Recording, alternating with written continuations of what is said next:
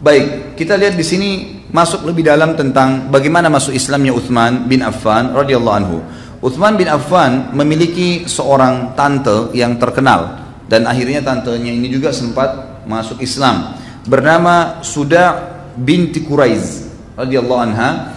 Beliau sempat melihat waktu Utsman bin Affan mendengar bahwasanya Ruqayyah menikah dengan Utbah, sementara Utsman bin Affan memang tadinya kepengen ingin melamar Ruqayyah, tapi sudah kedahuluan dengan sepupunya Ruqayyah sendiri. Akhirnya beliau sempat menyampaikan masalah tersebut kepada bibinya Suda binti Quraiz. Kemudian Suda mengatakan ada berita gembira yang lebih baik daripada itu. Kalau Ruqayyah sudah menikah dengan Utbah, ya sudah, ada berita gembira yang lebih baik daripada itu. Ayahnya Ruqayyah, Muhammad SAW, diutus menjadi nabi, dan dia akan mengeluarkan manusia dari kezaliman, dari kegelapan, dari menyembah berhala. Maka berimanlah kepadanya, maka kau akan mendapatkan kemuliaan dunia dan akhirat. Lalu Utsman bin Affan berkata, aku pergi sambil merenungi ucapan bibiku. Aku bertemu dengan Abu Bakar. Aku menyampaikan apa yang disampaikan bibiku kepadaku, maka Abu Bakar berkata, demi Allah bibimu telah berkata benar pada apa yang diberitakan kepadamu. Bibimu telah menyampaikan berita kebaikan kepadamu wahai Utsman. Engkau seorang laki-laki yang berakal, tegas, tidak samar kebenaran bagimu, kebenaran di samping kebatilan tidak rancuh bagimu. Utsman berkata, lalu Abu Bakar berkata kepadaku, berhala-berhala apa yang disembah oleh kaum kita ini, bukankah itu cuma sebongkah batu pejal yang tuli, tidak mendengar dan tidak melihat? Lalu aku menjawab, kata Utsman, begitulah. Kata Abu Bakar, wahai Utsman, apa yang dikatakan oleh bibimu telah terwujud. Allah telah mengutus Rasulnya yang dinanti-nantikan. Allah mengutusnya kepada manusia seluruhnya dengan membawa agama petunjuk yang benar. Aku bertanya, Utsman bertanya kepada Abu Bakar, siapa dia? Abu Bakar menjawab, Muhammad bin Abdullah bin Abdul Muttalib.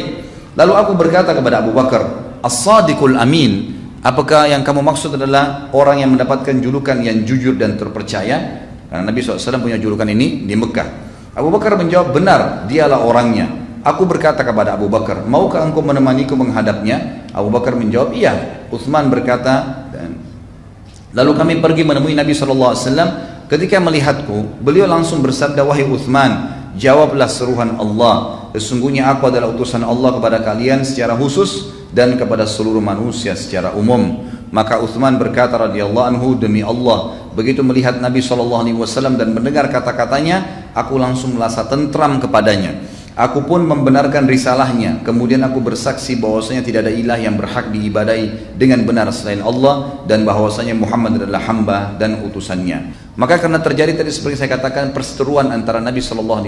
Jadi sebetulnya antara Abu Lahab, Nabi SAW biasa saja, tidak pernah membenci Abu Lahab dan tetap saja biasa. Dan akhirnya Abu Lahab yang menyuruh anaknya Utbah untuk menceraikan Ruqayyah. Mendengar berita tersebut, maka Utsman bin Affan yang tadinya memang ingin menikahi Ruqayyah, tidak menunggu waktu setelah masuk Islam langsung melamar Ruqayyah. Kata penulis, Utsman termasuk pemuda Quraisy yang berwajah tampan, sebanding dengan Ruqayyah yang juga cantik, menawan dan mempesona, sehingga ketika Ruqayyah dipertemukan dengan Utsman, ada yang berkata, dan ini masyhur dalam pepatah bahasa Arab yang mengatakan, sepasang suami yang paling indah dilihat oleh manusia adalah Ruqayyah dan suaminya Utsman. Satu hari dalam riwayat disebutkan, dan ini riwayat disebutkan oleh Al-Haythami, berkata riwayat ini disebutkan oleh Tabarani dan rawi-rawinya semuanya thiqat. Nabi SAW setelah menikahkan Ruqayyah dengan Utsman bin Affan radhiyallahu anhuma, maka satu hari Nabi SAW masuk ke rumah mereka dan menemukan Ruqayyah sedang menyisir dan membasuh rambut Utsman. Dan ini sebuah tradisi yang sering dikerjakan oleh para sahabiat Nabi. Ini mungkin yang kadang-kadang tidak dilakukan oleh banyak muslimat sekarang. Mereka mengurus suami mereka sampai pada basuhan rambut, menyisir rambut. Dan kita tahu hadis Bukhari bagaimana Nabi SAW kalau menyisir rambut seringkali menyuruh Aisyah radhiyallahu anha. Pada saat beliau iktikaf pun beliau sering memasukkan kepalanya ke rumahnya lalu membiarkan Aisyah untuk menyisir rambut tersebut. Dan kita dengar juga Asma binti Abi Bakar radhiyallahu anha, yang luar biasa, beliau mengatakan, aku mengurus seluruh yang berhubungan dengan Zubair, suaminya, Zubair bin Awwam yang dia masuk surga, dari apapun yang berhubungan dengan badannya, gitu kan, sampai kepada mengganti sepatu kudanya. Dan ini saking luar biasanya mereka mengejar surga dari para suami mereka. Waktu Nabi SAW melihat Ruqayyah melakukan hal tersebut, membasuh rambut Utsman lalu menyisirnya, Beliau bersabda, "Ya bunayyah, ahsini ila Abi Abdullah fa innahu ashbahu ashabi bi khuluqa." Wahai putriku, berbuat baiklah kepada Abu Abdullah. Dan riwayat ini juga diangkat oleh para ulama, dikatakan berarti lebih tepat julukan Utsman ada dua, ada Abu Amr dan ada Abu Abdullah.